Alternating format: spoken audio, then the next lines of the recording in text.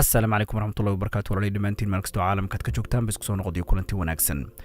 هداد جوردون تاي waxaad ka digtoonaataa tobanka nooc dumarka kamida noloshaada go'aamada aad qaadato kuwooda ugu muhiimsan buu guurku kamid yahay dibka ugu badani wuxuu maanta ka taagan yahay qofka aad noloshaada u xulanayso ma yahay qof ku qalma waxaana jira waxyaabo fara badan oo talaabooyina oo rag badan ay ka talaabsadaan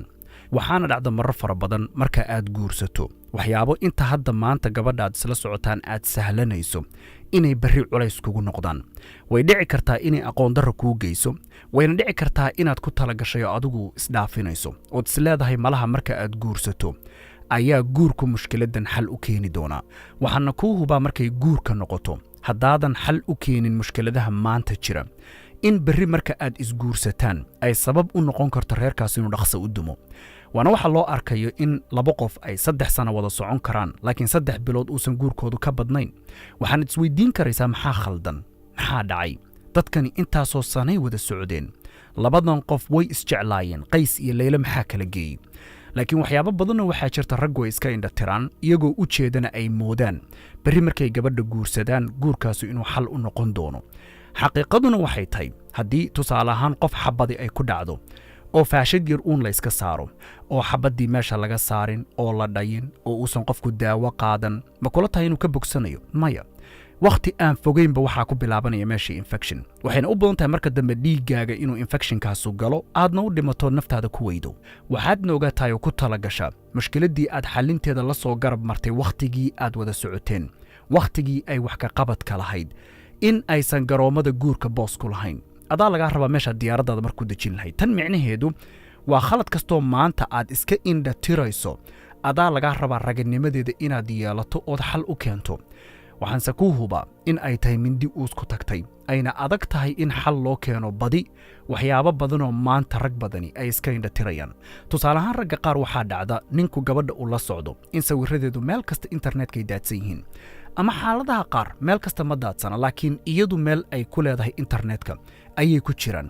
dhar weliba jirkeeda ku dhegdhegan oo qaybaha dareenka ragga kiciyo dhamme ay wada muuqdaan hadduu maanta kala hadli lahaa wuxuu ka baqayaa amay kaa diidaa amay kaa tagtaa amay nin kale kaa raacda iyo wixii la mida waxayna isku qanciyaan marka aad guursato ayaad ka waanin doontaa laakiin middan iga qor haddii wax aad iga rumaysanaysaa nolosha ay jiraan maalinta aad guursatee damacda inaad ka waaniso wax kale kuma oranayso waxay ku oran doontaa shalay soo maadan ogeyn shalay soo saanigumaad soo guursan adigaana eedda reerkaa dumitaankiisa qaadi doona waayo markaa waxaad u dhaxayn doontaa laba mid uun inaad doorato inaad iska furto ama in aad qabto adoo dayuus ku sifaysan midda koobaadna waxay tahay gabadha nimanka badan meeshan ragga labaan u kala qaadaya mid waa geesi midna waa fulay labadooduse meel bay ka siman yihiin waa marka koobaad ee kan geesiga waxaa laga yaabaa inuu hadda ka hor ku dhiiraday wuxuu soo bandhigtay oo ay diiday sheekadiisu halkaa laakiin kuma aynan ekaan waxaa laga yaabaa inuu wax u sheegtay muddo gaabanna ay wax la waday kadibna ay kala hareen laakiin weli intaa kumuu harin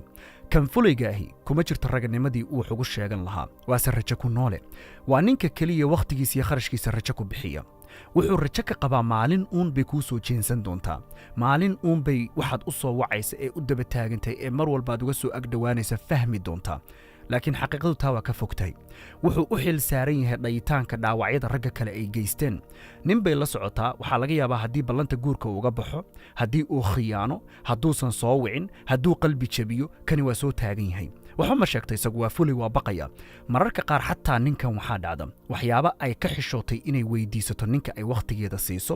ninka ay qalbigeeda siisay ninkay habeen walba la sheekaysato ninka ay u waalanayso inuu isagu iyadoon la weydiisan keeno waa ninka markuu soo wactamo aanan ku ekayn oo keliya adigu see tahay reerkoo dhan buu ka waraysan hadday tiraado hooya xanuunsan wax yar kadib albaabkoo la garaacayaa la maqliyo reerkoo dhan waa isfeerin oo yaan sugayni talow haddii la furo ninkan baa albaabka taagan warheedha bal soo dhowow see tahay oo ma fiican tahay haa hooya xanuunsanayd baan maqlayo waxaa laga yaabaa mararka qaar in ninkani reerkoo dhammi ay u arkaan in gabadha uu la socdo laakiin gabadhu mid kale u waalanaysaa kan rajo xataa kama qabto marka ninkaa hore warkiisu cad yahay iyo kan dambe wakhti iyo kharashba ka khasaareen xaggee ka siman yihiin labaduba shaati walaaltinimay gashan yihiin ninka keliyay uga hari kartaa waa ninkay si dhaba u jeceshahay middan iga qor gabar daacadnimadaada kugulama joogayso gabar inaad lacag leedahay kugulama joogayso gabar inaad naxariis badan tahay kugulama joogayso gabar in aad koolkooliso kugulama joogayso gabari hal shay oo kaliya kugula joogaysa waana hadday ku rabto waxaana dhici karta inaad isweydiiso tirado intaa hadda aad soo sheegtayba soo maahan waxa dumarku ay ragga ku xushaan waa sax laakiin intaaba waxa ka xoog badan oo hogaamiya waa rabitaankeeda midda labaadna waxay tahay gabadha ay ku badan tahay ka sheekaynta ninkii ay kala tageen waxaa dhici karta ninkani inuu qabi jiray oo furay waxaana dhici karta in xiriir kaliya ay ahayd waxaan meeshan kuugu darayaa waa in aadan adigu sabab u ahayn in sheekada nimankii hore ay mar walba soo noqoto waa in ragga qaar iyagaa su'aalaha keena oo waxay yidhahdaan ninkii hore seebuu ahaa kadib markay ka sheekayso ba waxaa laga yaabaa adiga inay cara kugu beerto marka taa waa inaadan marka hore adigu faraha la gelin marka hore ee xiriirku bilow uu yahay in dadku isbartaan oo qof walbaaba xiriirkii kan ka horreeyey ee uu soo maray uu ka sheekeeyo waa caafimaad laakiin hadday soo celcelinaysa gabadhu waxaa dhici karta mararka qaar inay ku daboolayso inuu qalbiga si xun uga jabiyey waxaa laga yaabaa inay kaaga sheekayso mararka qaar oo soo celcelisa wuu ikhiyaanay mararka qaar waxaa laga yaabaa xiriirka hadda labadiinnu aad ku jirtaan in tusaalayaal kaa laga soo raray adiga lagu keeno lagu yidhaahdo ninkii horaa sidanoo kale ahaan jiray iyo wax la mida sababta ninkaa hore soo celcelinta sheekadiisu ay mushkiladda u tahay waa qalbigeeda kama uusan dhammaan hadduu qalbigeeda ka dhammaaday sida xiriirkaasu u dhammaaday bay sheekadiisuna u dhammaan lahayd inta ninkaa marka ay soo celcelinayso way dhici kartaa meeshan kama saarayo way dhici kartaa inuu dili jiray way dhici kartaa inuu caayi jiray way dhici kartaa in himadeeda uu dili jiray way dhici kartaa inuu khiyaanay way dhici kartaa inuu ballamo fara badan uga baxay way dhici kartaa inuu bahdili jiray waxaasoo dhan dhammaan xagga iska dhig wakhtigan hadda ay kula socoto muhiimadda iyo fowkaskeedu maba ahanba inuu noqdo ninkii hore kala tageen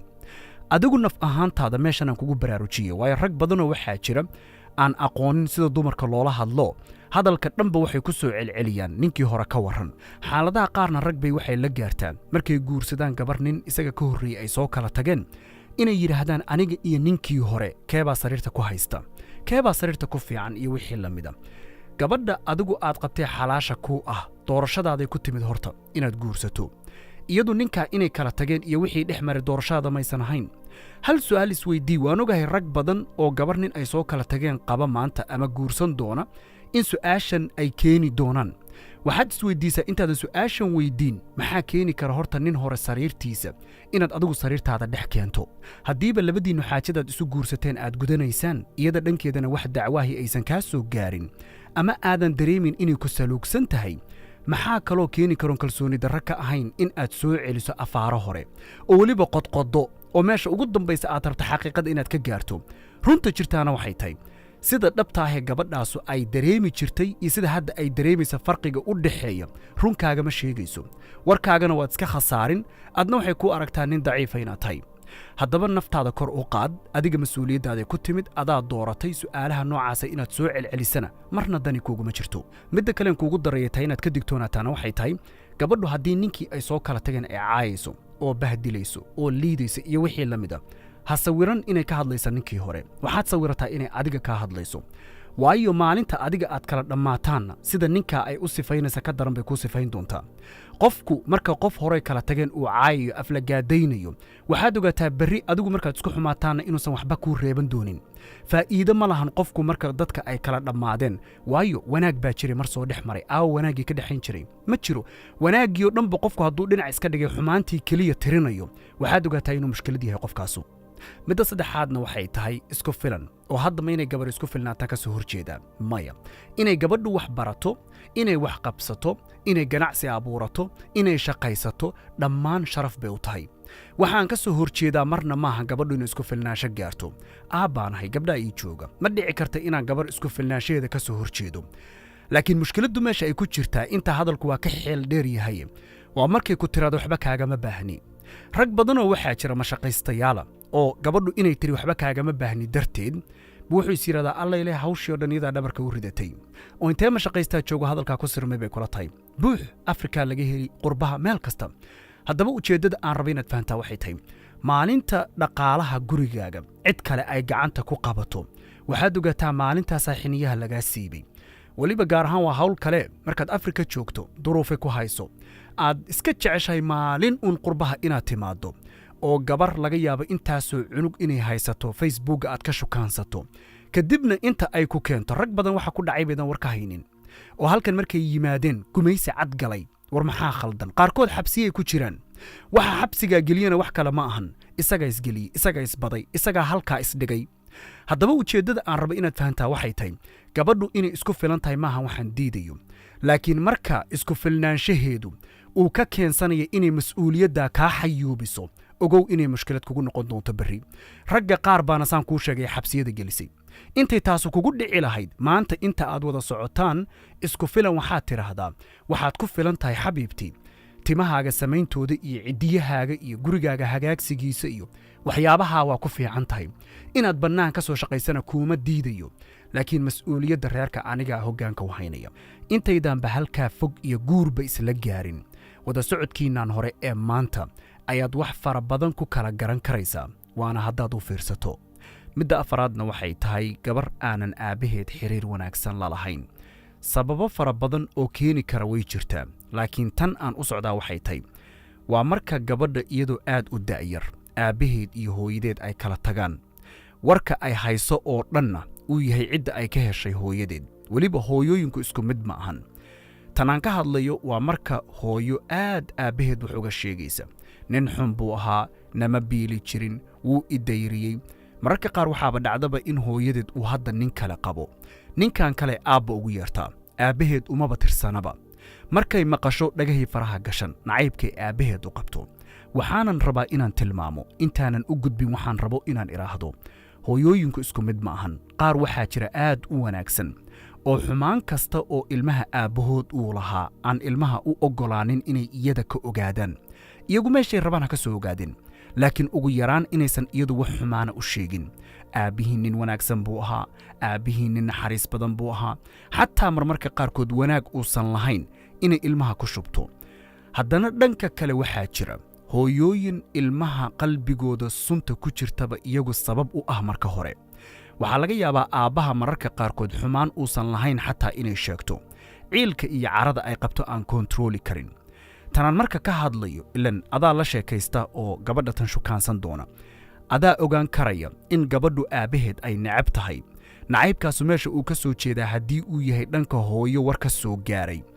waxaan kuu hubaa gabadhaa inaad isku degtaan way adkaan doontaa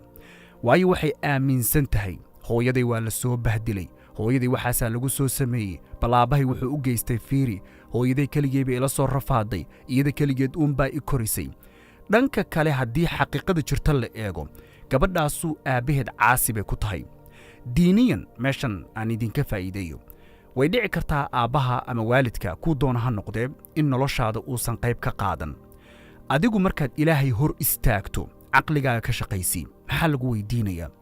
waxaa lagu weydiin doonaa mas'uuliyadda adiga lagu saaray ee waalidkaa ku aadan isagu tan adiga aad ku lahaydee uu dayacay goonnidiisaa loo weydiinayaa adigu marka aakhiradaada ilaasho tii uu dayacay aabbahay baan waxaan rabaa adduunka inaan kaga jaro waxba iima uusan qaban waxba iima uusan samayn adigu dembi baad sii shaqaysanaysaa markaad ilaahay hor istaagto waxaa lagu odhan doonaa anugu waxaan adiga kuu diray baan ku weydiinayaa wixii mas'uuliyadda waalidkaa uu dayacay isagaa lagala xisaabtamaya waxaad adigu mas'uuliyad dayacdana adiga keligaa baa lagala xisaabtamaya ujeeddada markaan u socdaa waxa weeyaan gabadhu marka ay kalgacalka aabbaheed ku hoos korto oo guri naxariis iyo kalgacal iyo kala dambayn ay taallo iyo marka ay guri hooyo kelihii joogto ay ku korto isku mid ma ahan waa laga yaabaa hadalkan inaad u qaadataan inaan ujeeddo kale ka leeyahay laakiin idinkuba soo baara wax fara badan baadna ka ogaanaysaan dadka aad ku dhex nooshihiin markaad u fiirsataan kama hadlaya shisheeye waa laga yaabaa qaarkiin inaad tiraadaan dee qurbaad joogtaayo malaha shisheeyaad nagala hadlaysaa maya waddankeenna dadka jooga maanta haddaad si fiican ugu fiirsato gabadha hooyadeed iyo aabbaheed iyagoo wada jira ay koriyeen iyo gabadha hooyo aabba kala maqan kortay isku dhaqan ma ahan waxaan ku darayaa meeshan way dhici kartaa in aad tiraado bal ka warran aabbaheed hadduu dhintay kama hadlayna asxaabulqubuurka waxaan ka hadlaynaa qof nool oo loo jeedo inuu wax dayacayna loo sheegay ilmaha ilmihiina uu arkaya aabbihii inuu nool yahay haddana uunan fahmi karaynin waxaan ka ahayn waxa loo sheegay oo macnaha gabadha warka loo sheegay waa aabbaheed inuu xun yahay waxayna aragtaa aabbaheed inuusan agteedaba imaanin inuusan soo wicin inuusan ka warhaynin inuusan waxba u gadin akhbaarta iyada loo sheegay iyo waxa ay arkayso markay isu geysana waxay aragtaa aabbuhu inuu xun yahay waxaa qalbigeeda marka ku jirta lagaba yaabay afkeeda inaysan ka oran laakiin dhaqankeedaad ka dareemaysaa haddiiba aabbihii i dhalayba uu sidaa u dhaqmayey ma nin kale oo aan hadda dib ka bartay baa dhici karta kalgacal iyo naxariisaan kii i dhalay ka waaye inaan ka helayo madashanaadna waxay tahay gabar intaad hadda isla socotaan aan ku ixtiraamin guri kasta oo dhisan labuu ku taagan yahay inay gabadhu ninkeeda ka dambayso iyo ninku inuu gabadha kalgacal iyo naxariis tuso labadaa waxyaabood guriga laga helo 100% waxay u badan tahay kuma oranayo lama dagaali doono oo la isma khilaafi doono oo la isma xagxagan doono waa la isxagxagan bini aadan baa leeyahay wax uun baa imaanaya laakiin marka guriga la eego haddii labada tiire uu ku taagan yahay ee noqoto kala dambayn iyo kalgacal waxay u badan tahay mushkilad kastoo reerka la soo gudboonaataba inay ka wada tallaabsadaan laakiin haddii ninku uu dareemayo in gabadha uu qabaa aysan ixtiraamayn in gabadha uu haya aysan xushmaynayn way adag tahay gurigaasu inuu dego wuxuu dareemayaa in ragatinimadiisii laga siibay wuxuu dareemayaa inuusan nin dhammaystiran ahayn gabadhuna sidoo kale marka kalgacal ay ninka ka weydo oo turitaan ka weydo oo naxariis ka weydo oo uusan la sheekaysan oo uusan u soo dhowaanin oo wax la daawanin oo markuu firaaqada yahay guriga uusan wakhti siinin maxay dareentaa inuusan ninkeedu jeclayn isaguna saasoo kale wuxuu dareemayaa haddii aan la ixtiraamin inaan dan laga lahayn gurigu marka labadaa kama maarmo labadaa mid ka mid hadduu meesha ka baxo qas iyo fawdaa bilaabanaysa waxayna u badan tahay gurigaasu 99% inuu dumo haddaba marka hadda aad gabadha la socoto ayaa waxaa laga yaabaa ragga badankood waana hubaa quruxda gabadhu ay leedahay iyo qaar xataa waxyaabaha aan la yaabo waxaa ka mid a waxaan arkay nin leh waxaan gabadhan u rabaa qabiilkan bay ka soo jeedaa ma garanayo dareenka meesha ilaa xadkaaba qabiilku ma gaaray baan mararka qaarkood idhaahdaa subxaan allah marka qofka aad jeclaanayso cidduu doona ha u dhasho dadkan odhanaya qof baa liita iyo qof baa sidana iyo dee ma doonaya magacyada haddaan hadda inta ka sheego anaa daalac lay raacanaya laakiin dadka la yidhaahdo waa laga roon yahay cid laga roon yahay ma jirto inna akramakum cinda allaahi atqaakum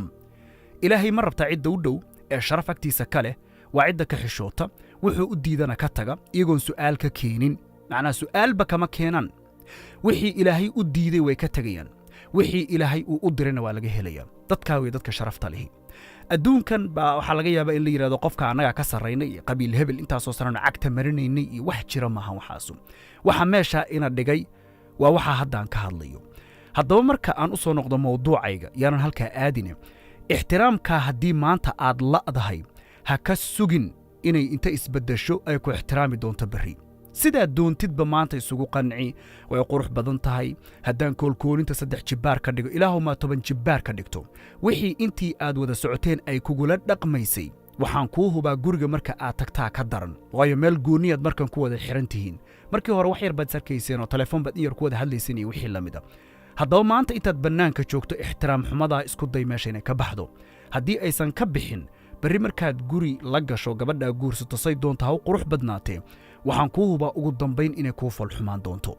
midda lixaadna waxay tahay gabadha uu masayrkeedu xaddaafka yahay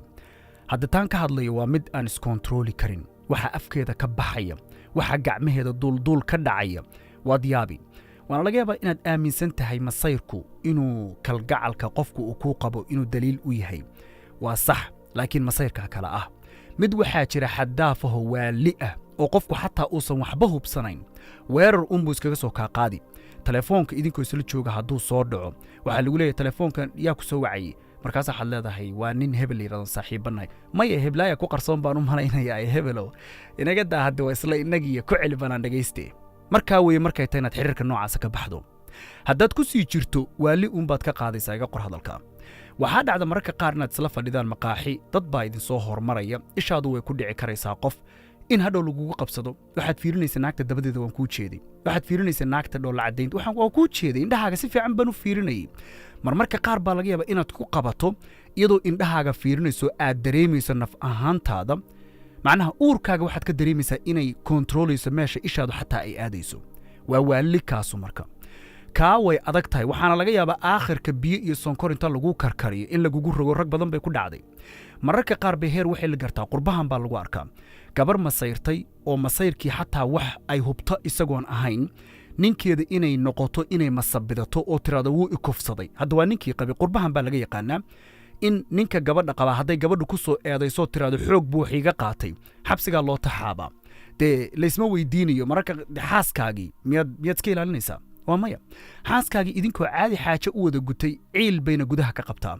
baa tartiib waxaa lagu taabanayaa 3 nambaroo halkan la waco marka la waco la yimaado oo iyadii la wado cisbitaalka la geeyo waa sax DNA-gaagii waa laga helayaa biyahaagii baa ku dhacay meesha waa la baari waxaa la leeyahay isku duuduuba sheekada wuu kufsaday marka iyadoo ooyeysa dhabanada iska xagxagatay marii iska jeexjeexday ragay ku dhacday baa jira oo xabsiya halkan ku jira dhulkeennii marka la joogo dee waad garanaysaa gabdhaha hadda waxaan u malanayaa qaarkood xabad caadiya iska soo qaadanaya adoo jiiftaa lagugu tirinaya kadib markaad dhimato aaskaaga baa la ogaanayaa waxa aad u dhimatay inay sax ahaayeen inay been ahaayeen haddaba wakhtigan maanta aynu joogno waa wakhti aad u khatar badan wakhtigan aynu maanta joogno ee weliba feminismka iyo waxyaabahan tirada badan ee dumarkan internetka iska wada qaylinaya oo iyagu doorashadooda wixii ku yimid ciddii xumaysay ayba tahay baa gabdho fara badan wuxuu ku riday sas waxay aaminsan yihiin nimanka wax daacadihii kuma jiraan dhinaca kale ragga laftigoodu kama sokeeyaana waxaa jira rag aaminsan dumar daacadihii ma jiraan laakiin qof walbow rag iyo dumarkaa doontid ba ahaw naftaada cadaalad u samee haddii si kasta wax lagugu sheego wax aad hubsatay qofka ku weerar kala hadal weerarkan sheegaya dee maaha inaad gacan u qaado qofka maya taasoo meesha kuma jirto inay gacani kaa dhacdo maahan waxaan anigu aaminsanahay xaaska adigu aad qabto haddii ilaahay ma keena sariirta aad ugu timaado nin kaloo la saaran dhiiqadaa iyo wasakhdaa gacmahaaga ha la gelin nin raga oo xininya leh oo adkaysi leh oo gowskaa dambe intuu qaniina 3 dul saara dhaqaaqi kara noqo ha noqonin rag badani waxay sameeyaan waxaan garanayaa rag xaasaskooda walciyaadu billaah ugu yimid sariirtii uu isagu dhigtay guriga ugu yimid nin naagtiisii la dul saaran oo haddana markii qabiil iyo xoogaa lacag yar inta loo laabay iska ceshaday oo gurigii iska dhex jooga raggaasoo kale dee damiir kuma jiro haddaba midaan raba inaan ku iraado waxa weeyaan gabadhu hadday masayr badan tahay masayrkeedu ma wax saxa oo waxaad samaynayso oo adigu khaladoo jira ayaa jira mise khalad maba jira ee meel cidlaa uunbay hooskeeda ka cararaysaa haddaad aragta gabar hooskeeda ka cararaysa adaa maanta ay kula gudboon tahay inaad ka cararto intay goor tahay midda toddobaadna waxay tahay gabar marka aad weydiiso oo tiraada guur horay ma u soo martay ku tiraada hadda ka hor wiil baa qodbasare igu guursaday reerkaygu kama aynan warqabin haddaad weydiiso tiraa sababta aad u samaysay maxay ahaydna ku odhanaysa ninka waan ku qancinay xoog baan u jeclaa si uu ii aamino inaanan nin kale shaqo ku lahayn ayaana u sameeyey darteed haddaba meeshaan si fiican u dhegayso waana ogahay rag badanoo xarfaana inay aad uga warqabaan meeshan oo kale gabdho badanoo waxaa jira bilaash isku dhiiba marka hore marka dambena waxay qiimo dul saartaa wixii shalay ay bilaashka ku dhiibtay adiguna fahantaada marka xisaabtan gabar sharaf leh hadday tahay maxaa keenay inay aabbaheed iyo hooyadeed iyo walaalaheed iyo abtiyaasheed iyo adeeradeed raggaa dhan iyo qabiilkaa ay ka dhalatay reerkaa ay ka soo jeedo maxaa keenay inay garab marto oo nin aysan aqoonin sidaa isugu dhiibto maxaa keeni karay kula tahay waa meesha keliya marka waxaa la yidhahdaa sir dumar lagama salgaaro waa meelaha markay isku qariyaan bay ka mid tahay haddiiba aad aragto gabadhu inay kuleeda qodbasiraan soo maray iyo qodbasira hadda koor ku jiri jiray iyo hal mar keliyaan xataa ninka wada kulanay dee waxani waa koob ma dhammaado waxyaabay yidhahdaan bay ka mid tahay ha guursanan iskaga fogow waayo waxaan kuu hubaa goor dambe oo waxaa dhici karta aad ilma ka dhashay inaad ogaato inay meel walbaba soo dhigan jirtay markii hore way dhacdaa mararka qaar gabdho fiidiyoya laga hayo oo fiidiyogeeda lagugu soo ag qarxiyo lagu yidhahdo fiidiyo ma taqaanaa fiiri marka intaad meeshaa geli lahayd oo ku qalbi jabi lahayd oo kharash iyo wakhti iskaga lumin lahayd waxaa kuu dhaantay inaad meeshaasoo kale ka fogaato waxaa laga yaabaa meeshan oo kale inaad tiraahdo soo ma ahan haddee in gabadha walaashaaya hadday wax ka dhaceen aad u ceeb asturto mid baan rabaa marka qof kastoo taa aaminsan inaan ku idhaahdo gabadha walaashaya maanaa ceebeeyey waa maya aniguna naf ahaantayda ma ogoli marka inaan ceebtaa qaado maadaama aanan mas-uul ka ahayn in aan qaado khalad iyo gaf bay igu tahay sharaf dhac bay aniga naftayda ku tahay meeshan waxaan rabaa gabdhaha inaan ku baraarujiyo nin kasta oo aad aaminsan tahay inuu xaddaaf kuu jecel yahay ood isu dhiibtaba maalinta aad isu dhiibto wixii ka dambeeya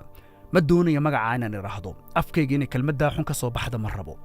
laakiin maalinta ninkaa aad isu dhiibto gabarnimadaada uu kaa qaado wixii ka dambeeya magaca aynu dhammaanteen wada garanayno ayuu kuu yaqaanaa kuuma yaqaana gabar sharaf leh inaad tahay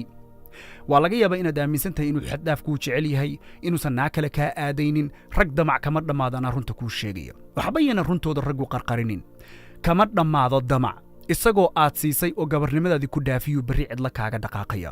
dantu waxay kugu jirtaa ha iska tago inuu tagaa roon intuu gabarnimadaada intuu kaa qaado cidla kaaga dhaqaaqi lahaa mustaqbalkaaga oo dhanna saa madow uu ugu jiro waayo nin kasta oo ku shukaansadaba su'aashani way imaan doontaa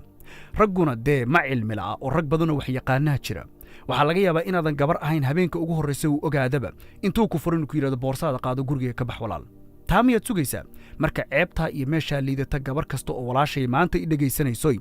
anigaba gabdha waa ii joogaan meeshaasoo kale ha isku gowracin haddaad isku gowracdana waxaan kuu hubaa cid maydkaaga meeshaa ka qaadi doontaa inaysan jirin midda sideedaadna waxay tahay gabadha daryeel dhaqaale kugu qabta meeshan adaa gabadha la socda adaa xiriirkaa la dhexeeya adaa la sheekaysta waad kala garan karaysaa inay ku jeceshahay iyo in waxa ay kugula joogtaa ay tahay dhaqaalahaaga midda aan rabayna marka baraarujiya waxay tahay marar badan waxaa dhacda oo la arkaa in gabadhu nin noloshu isugu aadan tahay mararka qaar ganacsi leh noloshiisa meel sare oo fiican jooga maanta karti leh intay ka tagto mid nolosha ka dhacay inay ka raacdo waxaa dhacda mararka qaar intaan hadda social media ku jira waxyaabaha isoo gaaray ka mid tahay nin ku odhanaya gabar baan waxaan la socday 3 sano ama 4 sano waxaa igaga baxday 11,000 waxaa igaga baxday 15,000 18,000 21,000 25,000 8,000 9,000 iyo wixii la mida intaas waa in yaroo kooban kuwa fara badanoo intaa ka badan markaan idiin sheegaya arrintan markuu qofku sidaasoo kale wax iigu sheego uu yidhahdo kharashka intaa leeg baan qofkaa ku bixiyey waxaan ku idhahdaa wax caddayna ma haysaa waxaana hubaa 100% caddaynta ay hayaanba ii soo diran markaasaana ku qancaa qofku waxa uu ii sheegayo haddaba midaan rabo markaynan kugu baraarujiye waxay tahay haddii maanta gabadha aad la socoto kalgacal xaddaafa aad u qabto waxa ay kugula joogtaana aad og tahay inay tahay dhaqaalahaaga oo keliya adduunyadu way wareegtaa waa harka labadiisa gelin baa la yidhaahdaa waxaan kuu hubaa maalinta nolosha ay wax si kaa noqdaan inaysan ku aqoonin mararka qaarna internetka fiidiyooda ku jira maba u baahnaba xataa waxaan anigu kuu sheegaya maba ahanba internetkaad ka helaysaa gabar weydiinaysa sheekhow ninkaygu waa wacnaan jiray nolosha wax buu haystay laakiin hadda wax la'aan baa ku dhacday ima biili karo ima masruufi karo haddaan iska furo diintu maxay ka qabtaa markay balaaya timaaday kaa cararaysaa ha moodin inay ku garab istaagi doonto adigu marka aad la socotay waxaa laga yaabaa in aadan ka fiirinin qur'aanka ma dhammaysay ilaan waa muhim nin kasta oo raba inuu guursadow haddaadan adigu qur'aanka dhammaynin inkastoo ay muhim tahay adigu maadaamaad hogaamiye tahay qur'aankeena si fiican u taqaan gabadha aad guursanayso waxaad ka dhigtaa mid kitaabka ilaahay wax ka taqaan ugu yaraan carruurta kaalmayn karta wax u qori karaysa intaad adigu badarkooda raadinayso waa muhim waana iga talo marka gabadha tani ay wax yimaadaan way kaa carari adigu markaad la socotay kalgacalkaad u qabtid baa wuxuu ku ilowsiinayaa ama ku ilowsiiyey ama ilowsiiyaa rag badan inaysan qur'aan aqoonin inaysan asturnayn inay xafladaha habeen walba taagan tahay wax kasta oo maanta la odhan karo gabar mustaqbal iyo guur laga leeyahayba waa lagu nici karaa baa laga yaabaa inaad soo garab marto jacaylkaad u qabtid darteed waxaasoo dhanood soo garab martay xataa ma kala jecla ragga intaan social media ku jiray waxyaabaha isoo gaaray ka mid tahay in ninku gabadha uu la socdo intay xoola ka qaado inay mid kale oo mashaqaystaa u geyso meel iska fadhiya xaaladaha qaar casho ugu raacdo qaar baanba markhaanti qiyaamo la isoo kicinaya oon taagnaaya oon arkay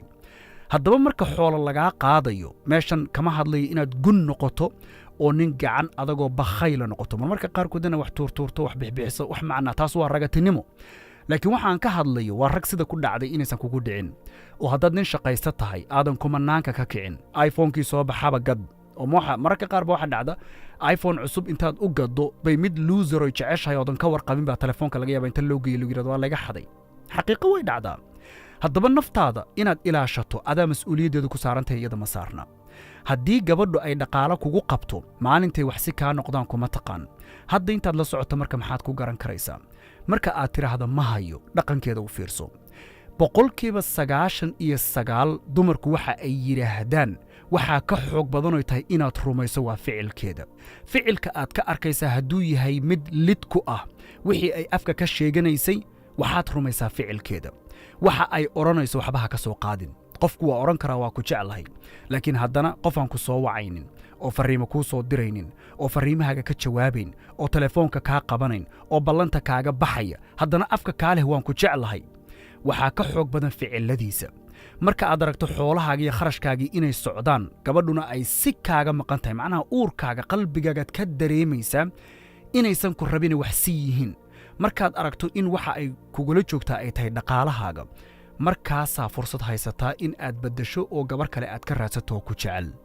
midda sagaalaadna waxay tahay meeshan si fiican u dhegayso waxaan kuu soo sheegay hore dhammaantood waa wax la fahmi karo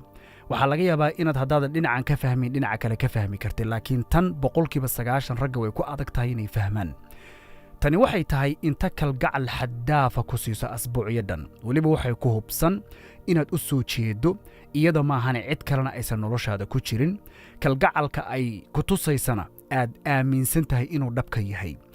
kadib bay tartiib meele ka baxdaad waayaysa markay noqoto telefoon markay noqoto fariin markay noqoto wada hadalkii markay noqoto hadal wixii aad uga barato dhan meesha way ka baxayaan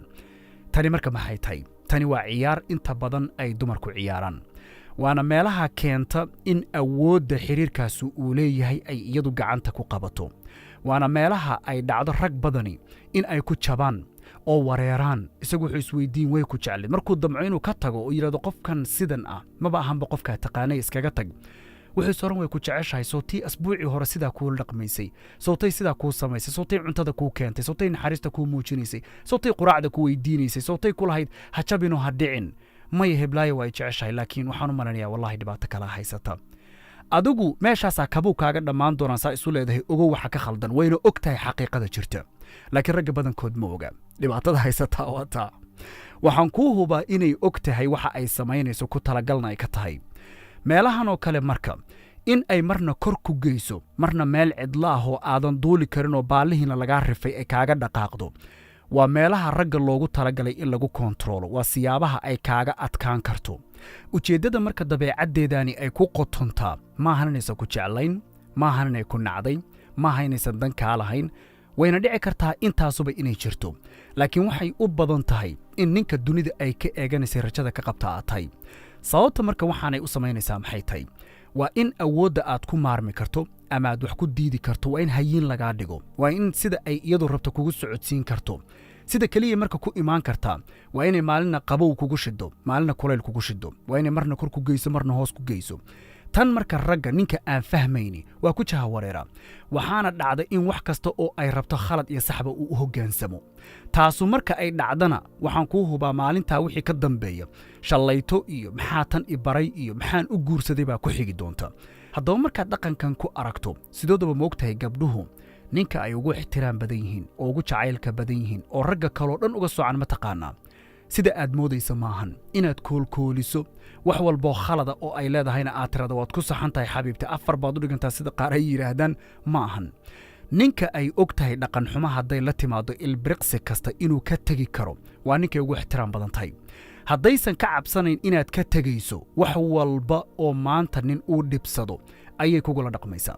markaasaad odhan maxaa khaldan soo anigan dee internetka mararka qaarkood soo ma jirto marka aad aragto nin la waraysanayo oo jacaylkiisii hore ka sheekaynaya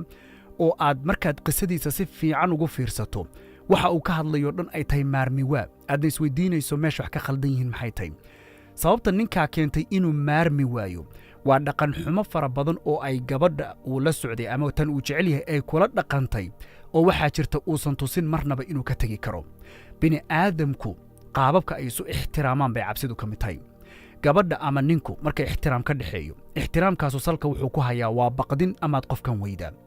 hadday og tahay khalad iyo saxba waxay la timaado marmarka qaarba waxaa laga yaabaa inaad tiraahdo arooska aad aadayso adoo dirac gashan oo sidan u qaawan walaalay wax ii cuntami kara maahan inaan aniga adiguna xiriir ku jirno aroosyadana inaad ka soo niikiso ba waxaa laga yaabaa inay ku tirado xor baanay kabacdina ay dhaqan xumadaa la timaado baxdo telefoonka habeenkaa kaa baloogato nin facaya laga yaabaa inuu qaado arooska geeyo habeenkaasoo dhan ay la ciyaarto snapchatkii meel walbaad ka daawato markii xaaladdaa soo kala dejiso bay soo noqona waxay ku leedahay raalli noqo haddii qofka bini'aadamka xorriyadiisa in lagu qabsado ma fiicna laakiin aniga kalgacal fara badan baan kuu haya maya hadday kalgacal fara badan kuu hayso waxaad ka garan lahayd waxa ay kugu samaynayso inta badanna raggu iyagaa bara hadday og tahay markay si xun kuula dhaqanto inay ilbiriqsi kasta ku waayi karto way ku ixtiraami khaladkana way kaa ilaalin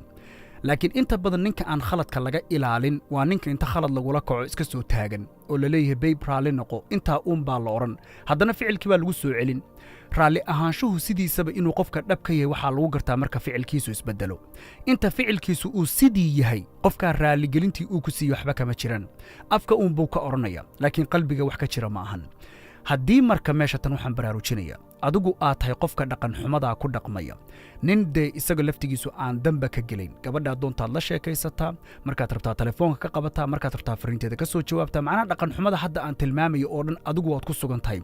markaad dameer iyo labadiisa dhagood bay Soomaaliya tirada waxba isma dhaantaan waad ka siman tihiin halka inaad wada socotaanba ma ahan markaa waayo qofka kale uma soo jeedo wixii markaa ka dambeeya waqti iyo kharash baad iska luminaysaan waqtigiinuna waa waxa ugu qaalisan ee aad haysataan haddaad rabto gabari inay ku ixtiraamto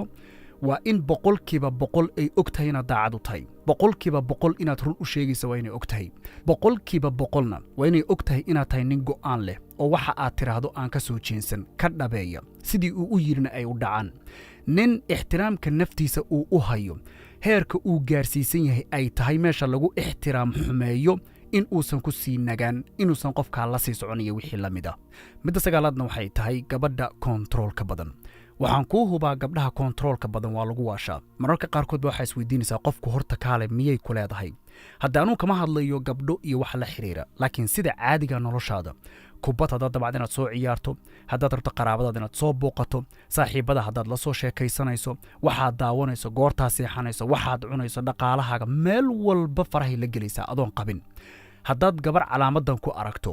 horta kow waxaad ogaataa ma ahan wax hadda ku bilowday waa wax yaraanteedii ka yimid hadda ka horna mar baan video kaga hadlay baa dhici karta oo ku yara faahfaahiyay meelaha dadka dhaqamada noocaas iskale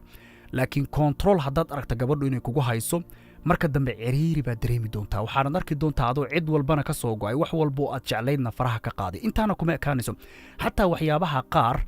adigu aad jeceshahay xirfadda aad rabtay inay kuu noqdaan bay kugu qabsanaysaa waxayna u badan tahay maadaama markii hore aad bartay iyada darteed aadna jeceshahay inaad uga tagto intaanan midda tobnaad kuu sheegin weligaa ma maqashay qofkaasu hal dhagax buu rabaa 2 shimbirood inuu ku dilo waa gabadha markaad xiriirka wada bilaabaysaanba hadalkeeda ay ka mid tahay wicitaanka kuma fiicni ha iga xumaanin haddii aanan telefoonka in badan ku soo wicin ama haddaad isoo wacda inaanan kaa qaban iyo wixii la mid a waxaan jeclahay inaan fariinta kaala sheekaysto ama qofkaan kala sheekaysto marka ha iga xumaanin maadaama hadda xiriir aynu bilaabayno 90% waxaan ku hubaa gabadhaasu nin kale oo ay la sheekaysataa jira marka hore haba ku tiraado cidna lama socdo mararka qaar way dhacdaa inay ku tiraado cidna lama socdo laakiin nin kale oo la sheekaysata uu jiro isagana waayo middan fahan dumarku sidoodaba ninka uu ka sarreeyo way waxay ugaarsanayaan waxa laga yaabaa inay hadda aaminsan tahay ninkaasu inuu meel sare joogo laakiin ay dhici karto adigu inaad ka sarreyso kuma sataqaan si ay marka kuu ogaato waa inay ku tiraahdo telefoon kuma sheekeeyo wax lamid intay adiga fariinta kuula sheekaysanayso ninka kale telefoonka ku jira ninka kale 80% waxay u badan tahay uu ka soo horreeyay maaha nin hadda dib ka yimid adaa dib ka yimid sidee u badan tahay haddaba markaad aragto in gabadhu ay ku leedahay fariinta baan anugu ku sheekeeya telefoon wicitaankiisa kama helayo wax la mida waxay kaga fiican tahay ma jirto inaad xiriirka iska dayso oodan bilaabin haddaba dhammaantiin intaynu podcast kale dib ugu kulmayno wassalaamu calaykum waraxmatullaahi tacaala wabarakaatuh